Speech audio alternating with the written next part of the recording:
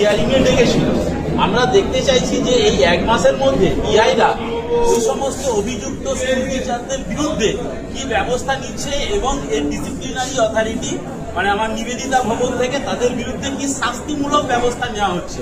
মানে শুধু শোকজ করাতে আমরা সন্তুষ্ট নই, শুধু আপনার ডেকে থ্রেট করাতে সন্তুষ্ট নই, শাস্তিমূলক ব্যবস্থা যদি না নেওয়া হয় তাহলে আমরা নিবেদিতা ভবন মানে আপনার ডিসিপ্লিনারি অথরিটি যিনি আছেন এ ব্যাপারে সেখানে আমরা দাবি জানাবো। কারণ এখন যেহেতু ওরা ডিআই অল ডিআই বলে একটা নোটিফিকেশন গভর্নমেন্টের স্কুল সেক্রেটারি অলরেডি জারি করেছেন, সেই হিসাবে আমরা ডিআইদেরকে একটু টাইম দিয়েছি এবং প্রত্যেকটি ডিআই আমরা অভিযোগ জানিয়েছি। তবে যে ব্যাপারটা আপনি বললেন যে এই ডিআই ইনভেস্টিগেশন আমরা 13 সাল থেকে ওদের পিছনে ঘুরে এসেছি, বিশেষ লাভবান হয়নি।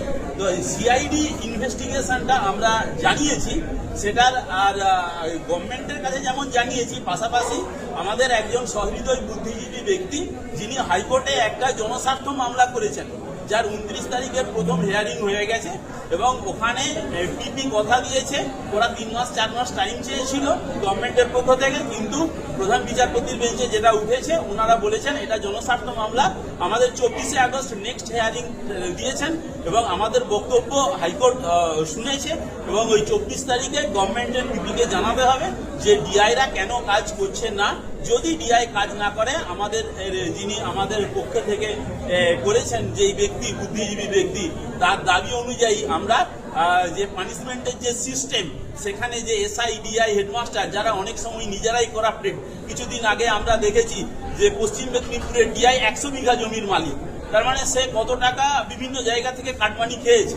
তো আমরা এই সিস্টেম থেকে বেরিয়ে এসে আমরা একদম গভর্নমেন্টে ওয়েস্ট বেঙ্গল গভর্নমেন্টেরই যে নিজস্ব ইনভেস্টিগেশন এজেন্সি সেখানে সিআইডি ভিজিলেন্স যারা ইনভেস্টিগেশনের বিভিন্ন দিক ব্যাংক অ্যাকাউন্ট আর কালো টাকা ছাত্র ক্ষতি শুধুমাত্র আপনার তার সার্ভিস রুল ব্রেক এই ব্যাপারটাতে আমরা থাকতে চাইছি না।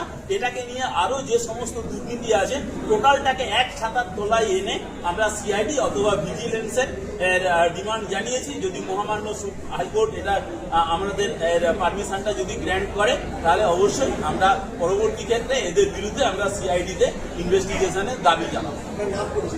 আমার নাম হচ্ছে হিরালাল মন্ডল, রাজ্য সভাপতি, পশ্চিমবঙ্গ গৃহ শিক্ষক কল্যাণ সংঘ।